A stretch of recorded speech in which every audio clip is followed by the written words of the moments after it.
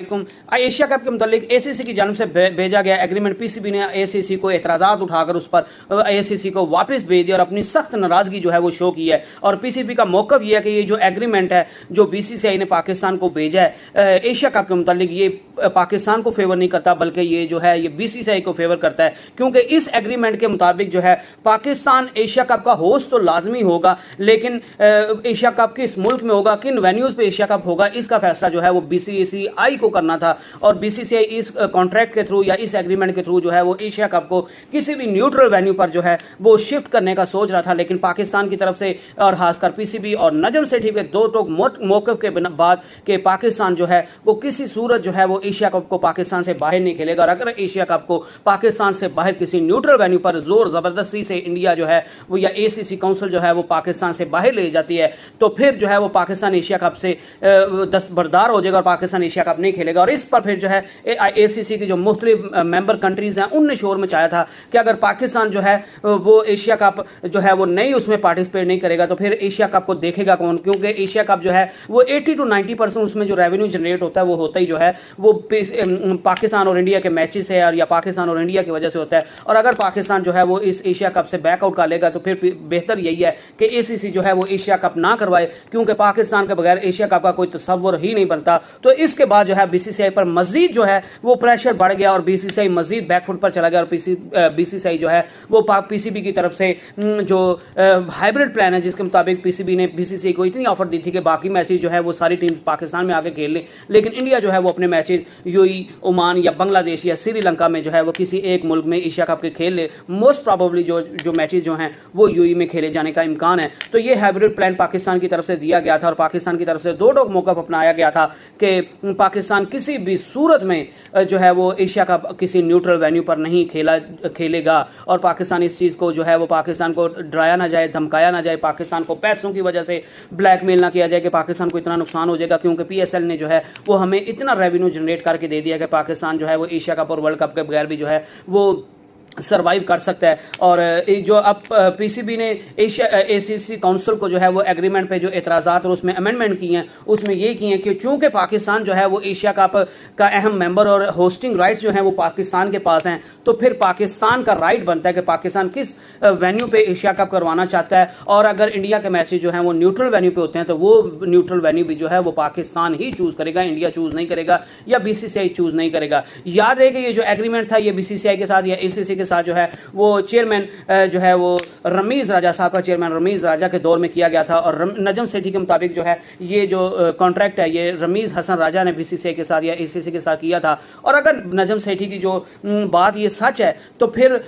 यकीनन जो है वो रमीज हसन राजा को भी कोर्ट में लाना चाहिए, उनको भी पूछना चाहिए, उनको भी जो है इस बात के लिए जो है वो रिस्पॉन्सिबल ठहराना चाहिए कि आपने किस से मशवरा करके या किसकी मान का जो है बीसीसीआई के साथ या एसीसी के साथ ऐसा जो है वो कॉन्ट्रैक्ट साइन कर लिया था कि पाकिस्तान के पास होस्टिंग राइट है। तो ये एब्सोल्यूट जो है वो पाकिस्तान का राइट था कि पाकिस्तान वेन्यू चुनता और पाकिस्तान खुद डिसाइड करे कि पाकिस्तान ने किस टीम का किस जगह पे या किस शहर में मैचेस करवाने। और अगर इंडिया जो है वो पाकिस्तान नहीं आता तो फिर हाइब्रिड प्लान के मुताबिक जो सिटी चुनी जाने, जो मुल्क चुना जाना है इंडिया के मैचेस के लिए, वो भी जो है वो पाकिस्तान का हक है। और नजम सेठी का मजीद कहना था कि जब मैं पीसीबी की चेयरमैन अभी बना, जब इमरान खान के गवर्नमेंट खत्म हुई और शहबाज शरीफ प्राइम मिनिस्टर बने, तो मैंने जो है वो मैनेजमेंट से कहा कि मुझे वो कॉन्ट्रैक्ट ला के दिखाएं। तो जब मैनेजमेंट ने मुझे कॉन्ट्रैक्ट दिखाया तो मैंने कॉन्ट्रैक्ट देखा, उसमें तो पाकिस्तान के जो था वो सारा कॉन्ट्रैक्ट जो है वो पाकिस्तान के खिलाफ था, क्योंकि जब अगर आप वेन्यू जो है वो इंडिया डिसाइड कर लेगा तो फिर तो पाकिस्तान जो है वो एशिया का पाकिस्तान में करवाने की बात ही नहीं कर सकता। और इंडिया से कभी इम्कान यही है कि बीसीसीआई जो है वो बैकफुट पे आ जाएगा और बीसीसीआई जो है वो एशिया कप के लिए पाकिस्तान का हाइब्रिड प्लान जो है उसी पे काम करेगा और उसी के मुताबिक जो है वो एशिया कप होगा। और जब उनसे वर्ल्ड कप का पूछा गया तो नजम सेठी का कहना था कि वर्ल्ड कप का हम अभी कुछ नहीं सोच रहे, हमने आईसीसी से भी रिक्वेस्ट की है कि वो वर्ल्ड कप के वेन्यूज़ के लिए जो है वो पीसीबी और बीसीसीआई से बात करे, लेकिन पहले जो है वो एशिया कप का मामला और एशिया कप अगर हमारी मर्जी के मुताबिक नहीं होगा तो फिर जो है वो वर्ल्ड कप की बात हमसे ना की जाए, क्योंकि वर्ल्ड कप उसी सूरत में हम वर्ल्ड कप खेलेंगे जिस सूरत में पाकिस्तान में जो है वो एशिया कप होगा। और अगर एशिया कप पाकिस्तान में नहीं होता तो फिर हम भी जो है है वो एशिया कप का तो बायकॉट करेंगे, हम वर्ल्ड कप का भी जो है वो बायकॉट कर देंगे। इसके अलावा जी बाबर आजम के फैंस के लिए बहुत कमाल की खबर है, क्योंकि बाबर आजम जो है वो आजकल काफ़ी जो है उनके फैन जो है वो ट्विटर पर ट्रेंड चला रहे हैं। कभी उनका जो है वो नजम सेठी द डिस्ट्रॉयर के नाम से, कभी बाबर आजम हमारे जो है वो रेड लाइन है, और बाबर आजम का जो है वो उसके हक में जो है उनके जो फैंस हैं वो ट्विटर पर जो है वो मुख्तलिफ ट्वीट्स कर रहे हैं, मुख्तलिफ ट्रेंड बनवा रहे हैं। लेकिन अब एक और खुशी की खबर जो है वो बाबर आजम के हक में आ गई है, क्योंकि बाबर आजम ने T20 की रैंकिंग के मुताबिक जो है वो बाबर आजम ने जो है वो चौथी पोजीशन से तीसरी पोजीशन पर आ गया, और उन्होंने एक स्पॉट जो है वो जंप कर लिया है। और बाबर आजम जो पहले T20 के बैट्समैन में चौथे नंबर पे थे, वो अब जो है वो तीसरे नंबर पर आ गए हैं। और थैंक्स टू डेवन कॉनवे, क्योंकि डेवन कॉनवे जो है उनने जो न्यूजीलैंड की सीरीज थी श्रीलंका की वो मिस की, और वो IPL खेल रहे हैं, तो इस वजह से डेवन कॉनवे जो है वो नीचे आ गए, और बाबर आजम जो है उनको बगैर खेले जो है वो चौथी पोजीशन से वो तीसरी पोजीशन पर चले गए हैं। और मोहम्मद रिजवान जो हैं वो पाकिस्तान की तरफ से जो वाहिद बैट्समैन बाबर के अलावा वो मोहम्मद रिजवान हैं जो टॉप 10 में है, और मोहम्मद रिजवान बदस्तूर जो है वो अपनी सेकंड पोजीशन में। याद रहे कि बाबर आजम और मोहम्मद रिजवान दोनों ने अफगानिस्तान के खिलाफ पाकिस्तान की जो 3 T20 मैचेस की सीरीज थी उनमें रेस्ट की थी, और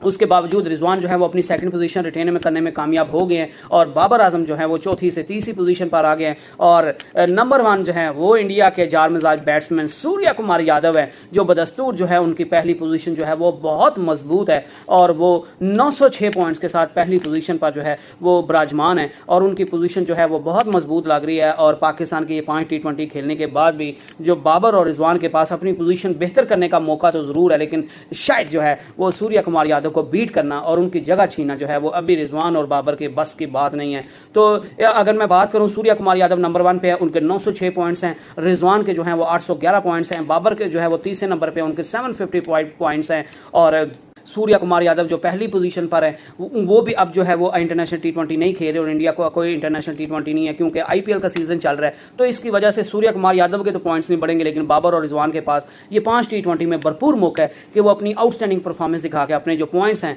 और अपनी जो कारकर्दगी है उसको बेहतर बनाएं, और सूर्या कुमार यादव के जो है वो जो उनके पॉइंट्स हैं उनके करीब तक पहुंच जाए। और अगर बॉलिंग की बात की जाए, इसके अलावा बैट्समैन की बात की जाए, तो पाकिस्तान के रिजवान और बाबर के अलावा कोई भी बैट्समैन जो है वो ICC T20 रैंकिंग में, और ये जो मैं बात कर रहा हूं ये T20 की रैंकिंग है, T20 रैंकिंग में जो है वो कोई भी पाकिस्तानी शामिल नहीं है। अगर बॉलिंग की बात की जाए तो टॉप 10 में कोई भी पाकिस्तान का बॉलर T20 में मौजूद नहीं है। जो सबसे पोजीशन में जो बॉलर है वो 12वीं पोजीशन पे है, और वो है शादाब खान। शादाब खान पाकिस्तान की तरफ से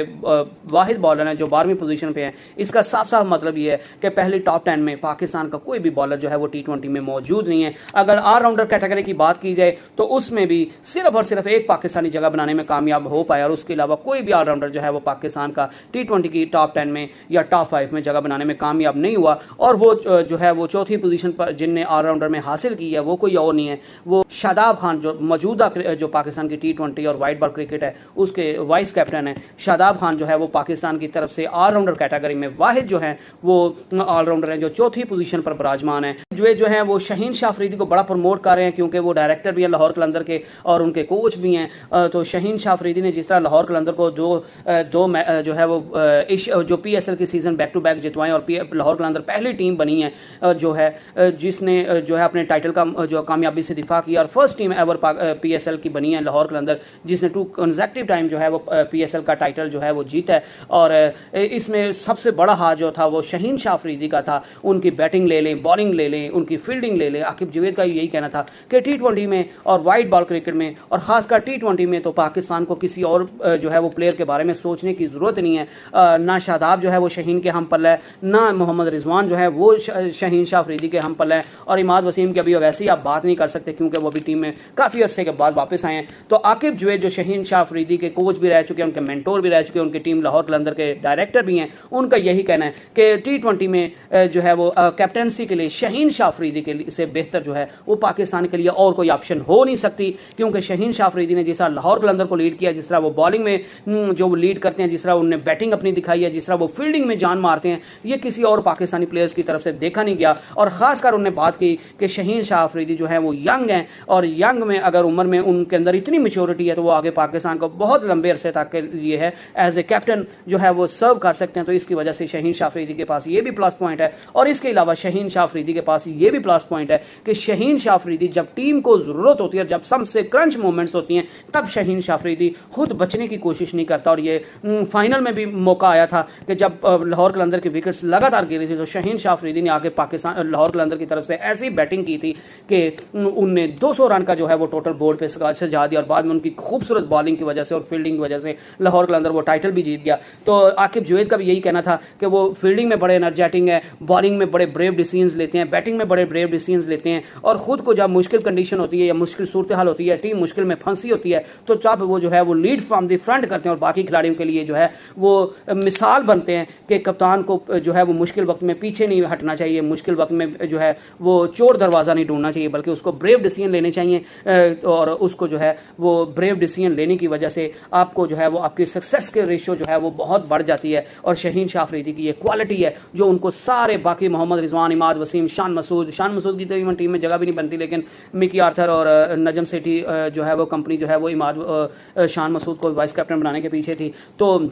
उनका कहना था कि ये जो सारे लाइन में वाइस कैप्टन के या कैप्टन बनने के उन सब से जो बेहतर है वो शाहीन शाह अफरीदी, और पाकिस्तान के पास इससे बेहतर जो है वो ऑप्शन हो नहीं सकती और पाकिस्तान को T20 में शाहीन शाह अफरीदी को जो है वो टीम दे देनी चाहिए ताकि वो 2024 के वर्ल्ड कप से पहले अपनी मर्जी की टीम जो है उसको तश्कील दे ले और पाकिस्तान उस वर्ल्ड कप में अच्छी परफॉर्मेंस दे सके और पाकिस्तान उस वर्ल्ड कप में जी सके, ताकि कैप्टन को जो है वो काफ़ी इनफ टाइम मिल सके कि वो अपनी टीम जो है उसको बिल्ड कर सके। तो ये आज की टॉप न्यूज़ थी। आप इन खबरों से कितना खुश हैं और कितना आप इन चीज़ों से जो है आकिब जुवैद की कैप्टनसी और पीसीबी ने जो फैसला किया, एग्रीमेंट में चेंजेस किए हैं, आप उससे जो है वो कितना खुश हैं, और बाबर आजम ने जो T20 रैंकिंग में जंप किया है उससे आप कितना खुश हैं, और आप क्या चाहते हैं कि बाबर आजम T20 के कैप्टन रहें या नहीं रहें, ये सारी बातों पर आप मुझे अपने कमेंट्स में आगाह कर सकते हैं। तो नेक्स्ट वीडियो तक stay blessed and stay tuned. अल्लाह हाफिज़।